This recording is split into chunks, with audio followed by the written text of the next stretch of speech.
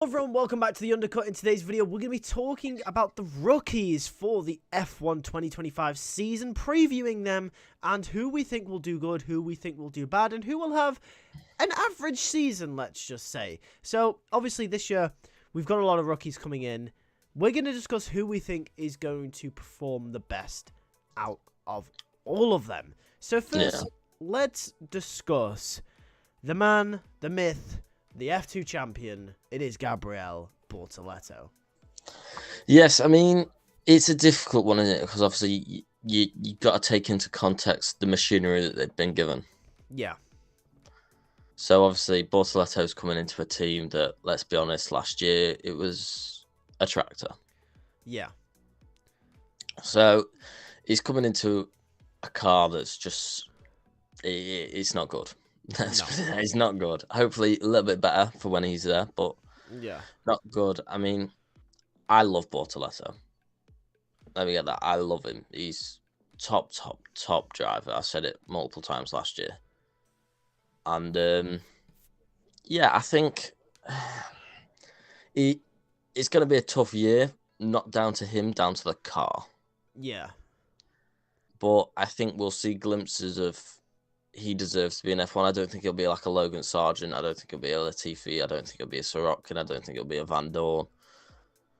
I think it'll be like he can progress. He can have a future. Just give him a car that's at least worthy to try and get the odd point here and there, and you'll see how good he is.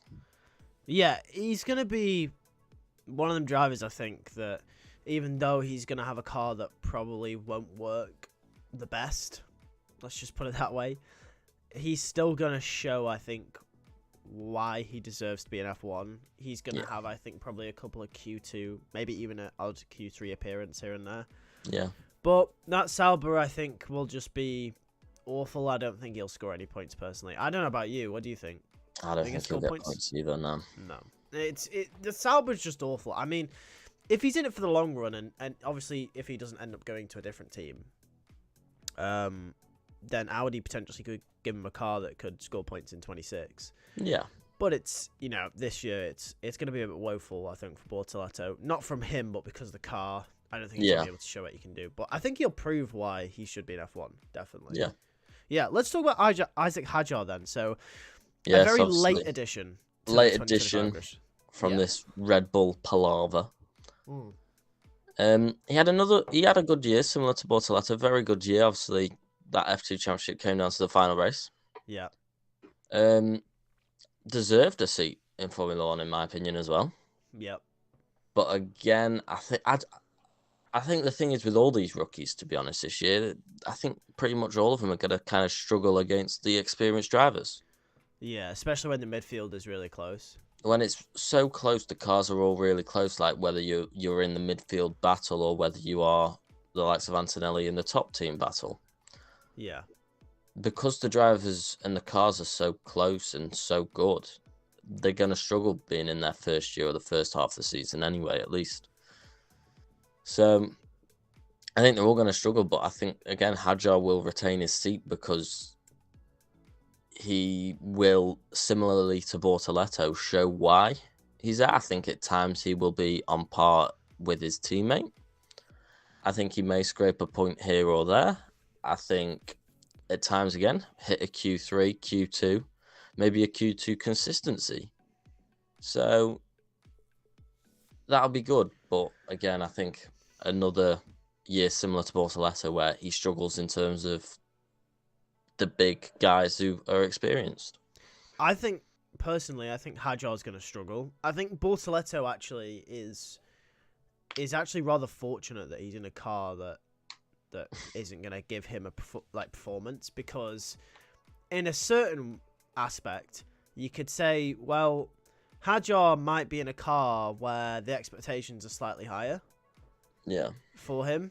And as you said, we got the likes of Alex Albon, we've got Carlos Sainz, we've got Fernando Alonso, Pierre Gasly, Esteban Ocon, and many other drivers that are experienced in that midfield battle. It's going to be really difficult for Isaac Hadjar, especially going up against Yuki Tsunoda, who we know how good he's been this year. So I think Isaac Hadjar's got a huge deal on his hands. And I think out of all of them, maybe other than the next driver we'll talk about, might have his seat under threat, I think. Potentially, I mean, it's the Red Bull way as well, though, isn't it? Yeah, exactly. It's the Red Bull way. So if Hadjar doesn't deliver, as we saw with Nick de Vries, as we've seen with Daniel Kvyat, like your seat will be replaced. Now the only thing for Red Bull is who else do they have? Awasa, maybe. Yeah. They don't really have anyone else. Could they throw Colapinto in there? I don't know. They're not going to bring Ricciardo back. Yeah, Mick Schumacher maybe. I don't know, but. No, they don't really have anyone else. But I think Hadjar will struggle. I think he'll do enough, but I think he'll struggle. Yeah. Let's talk about Jack Doohan then. Yeah, I don't think he's good enough. So in our predictions video, you put Jack Doohan to lose his seat. I did. Yes. So let's just expand upon that real quick. That tells us a lot about what sort of season you think at least Jack Doohan will have.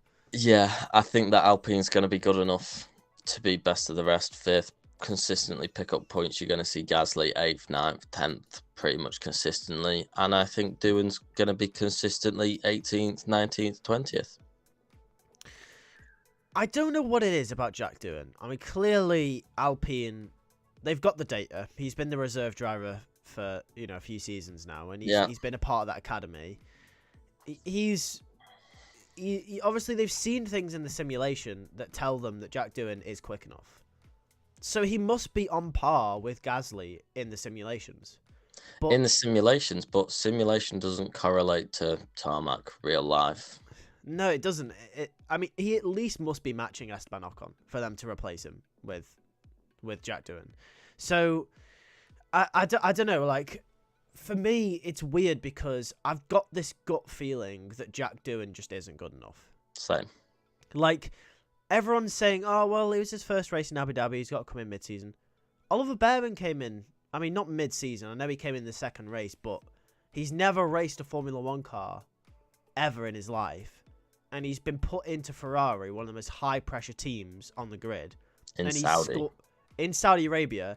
A track that's renowned for its relentlessness. The walls are right there. And he scored points. He finished 7th, which was very impressive. No one expected him to score points, and he did. So, and he scored points in a Haas as well. Later on. He drove 2 different cars. I don't think Doohan's good enough. Simple as that. And I think he's gone. You know what could be similar for Doohan this season? I think he could be a Zhou type. I think he could. Like, occasional glimpses of mastery, but most of the time, he doesn't crash, he keeps it clean, but he just finishes just a few tenths behind everyone, and that's enough to, over a race distance, to, like, sort of keep him at that, that tail end of the field. I think everything is done for Doohan by mid-season. Jeez, okay. Yeah, I don't know. I just don't have hope for Jack Doohan. Maybe people disagree in the comments. I don't know, but Maybe. I can't see it working out. I really hope he proves me wrong. But anyway, so let's talk about the next rookie then. Obviously, we just mentioned him, Oliver Behrman. Yes, Oliver Behrman, and I think he's got the potential. He's probably the one with the most pressure. Yes. Yeah. Obviously, we've maybe seen other than Antonelli. I don't know. I mean, yeah, but the thing is with the difference there is we've seen Oliver Behrman. He's had full weekends in that car, in a Formula 1 car now. We know how good he is. We know what he did in the Haas. We know what he did in the Ferrari. We saw what happened in Brazil. Yeah. He has more of an expectation to be able to adapt probably quicker than the other rookies. I would say, seeing as he's got a little bit more experience in Formula 1. Not much, don't get me wrong. No, not a lot at all. Not a lot, but I think there's a slightly more expectation in terms of he should be able to maybe pick it up a slightly quicker. So is this the difference between Jack Doohan and Oliver Behrman, where Oliver Behrman came in and hit the ground running straight away? Jack Doohan didn't. So is there a lesser of an expectation on Doohan compared to Behrman, because Behrman has already proven that he's sort of on the pace. Yeah, potentially. I mean, I don't think we could take much from Abu Dhabi. It's the last race of the season anyway. I don't think we could take much from Abu Dhabi in terms of doing. Well, I think we should go into the season with a clean slate for everyone in terms of all the rookies. But I think there is a slight niggle, especially in my head anyway, that Behrman, yeah, maybe not in the first race or the second race, but he should definitely be on par, not far behind Esteban Ocon by the third race. That's fair enough. I think Behrman will have a fantastic season, and potentially the pressure is on him also because there is that connection with Ferrari. Yeah. And obviously, you know who's coming to the end of their career? Sir Lewis Hamilton. He's not going to be there forever. Charles very much might be. Yeah. But if, obviously...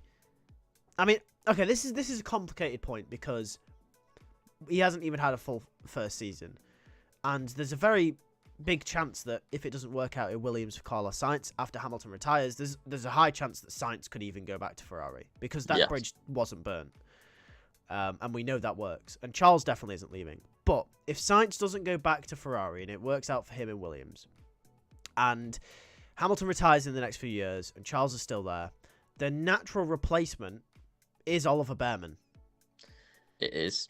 So the pressure is on Yeah. for this season, and he has to deliver. He's got the pressure of...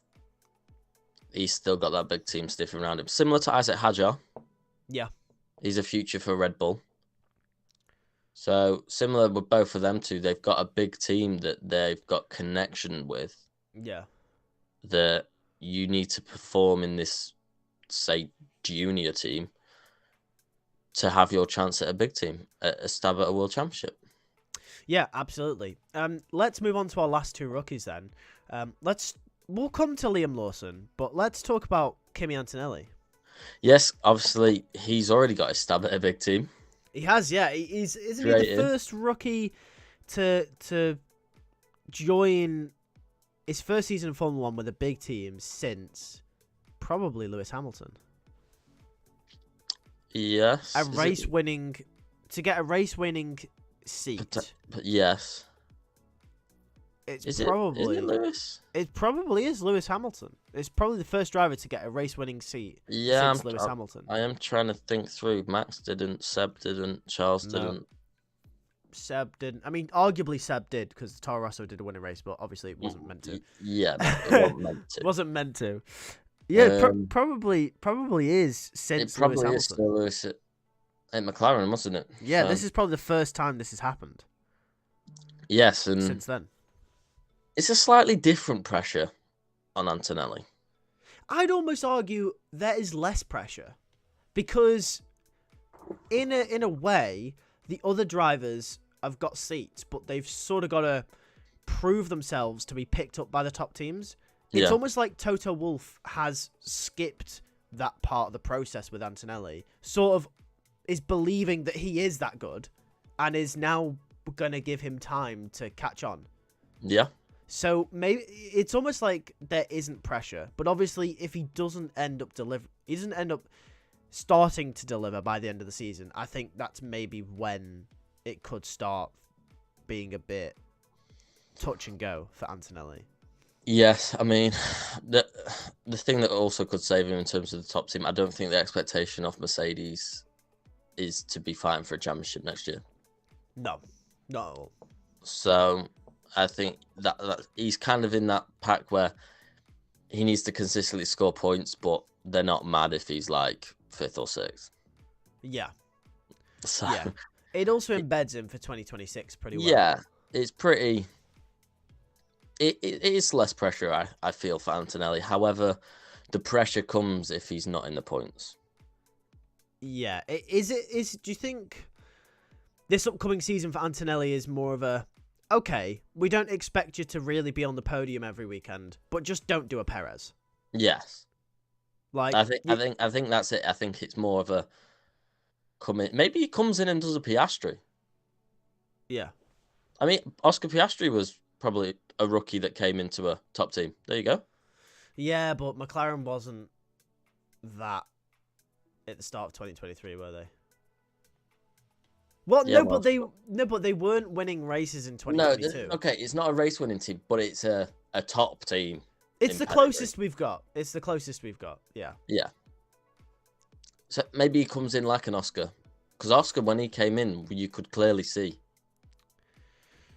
he's good enough. So that, I think that's kind of what Mercedes want to see is, okay, Oscar kind of had a slow start ish, didn't he? Yeah. But come mid-season, he's thereabouts with the pace. And I think that's what Mercedes are kind of hoping for with Antonelli. Well, can we also mention as well, Oscar Piastri, like, won a race before Lando did? Yes? If we count sprint races. Sprint if we race. count sprint races, Oscar actually won something before Lando did. So, yeah, I mean, I think you make a good point, actually. It kind of does feel similar to Oscar. Like, Oscar was comfortably outperformed by Lando, but there was something there that you kind of felt like, oh, this kid is going to kick on. Like, you were comfortable with him in that car. Yeah. And this season just gone by has been more of the same for Oscar. Like, he's won 2 Grand Prix. He's improved his racecraft. He's been improving. There's been a few races where obviously it hasn't been good enough, but it's only his second season. He shouldn't be beating Lando Norris yet. I wouldn't have thought so. Maybe it's the same with Kimi Antonelli. Yeah. I fully think that's Mercedes' goal is for they see Oscar Piastri as what they want to see from Antonelli. Yeah, not beating Russell, but being thereabouts. Yeah, come the end of the year, not too far. Yeah.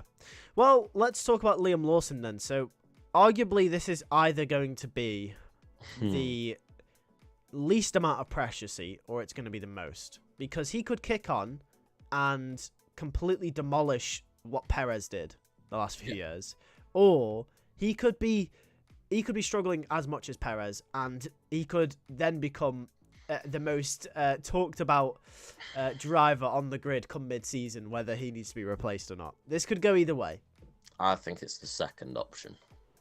Well, we'll see, won't we? I mean... Yes, I mean, he's not really a rookie, but he is a rookie in terms of it's his first full season. Yeah, he's driven how many races?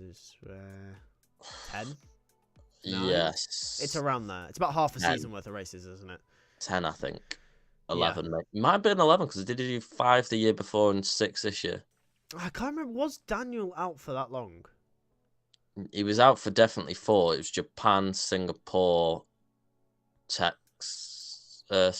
And then he came back in Mexico, didn't he? Came back in Mexico, and he was out at Zandvoort as well.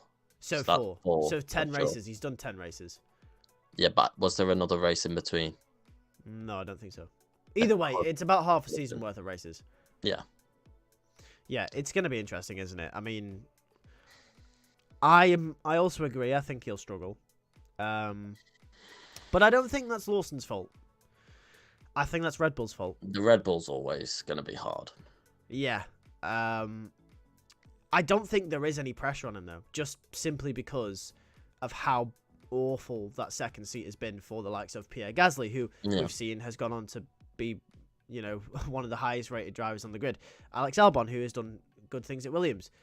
And obviously Sergio Perez, who we know was regarded as one of the best midfield drivers of his generation. Liam Lawson comes in, huge talent. I don't know. The thing is I wouldn't be surprised if he performs like Perez. Like, I just wouldn't. But... No, I wouldn't either. And I think the fact that Yuki is there, like, he was a serious candidate this year. Yeah. And I think that they'll swap. Is that where the pressure comes from? Yuki being there? I think Yuki doesn't help Lawson. Yeah, and we also got to remember, I mean, Yuki was 6-0 in the qualifying head-to-head last season. Yeah. And so I don't know where Horner's getting the quali pace thingy from. So yeah. So what did he say? He said Lawson's race pace was... Didn't he say it was better than Yuki's? No, he said Lawson's race pace isn't far off Yuki, but because Lawson's had so much less time than Yuki, there is a general consensus that his ceiling is higher than Yuki's. I mean, that's just a load of BS. Because I mean, we've seen drivers come in, do well. I mean, I can list off a bunch of names right now that have done that. And then, I mean, Stoffel Van Dorn replaced Fernando Alonso for one race. One race, yeah. In 2017, I want to say. Was that after his Australia crash? I think so, yeah. Yeah. Scored points. Yeah. Look what happened to Van Dorn. Nick de Vries won the one F2, one FE. Shocking in Formula One. Who else can we list off? I mean, if you do look at it in probably less of a dramatic, but over a course of a career potential, Kevin Magnussen.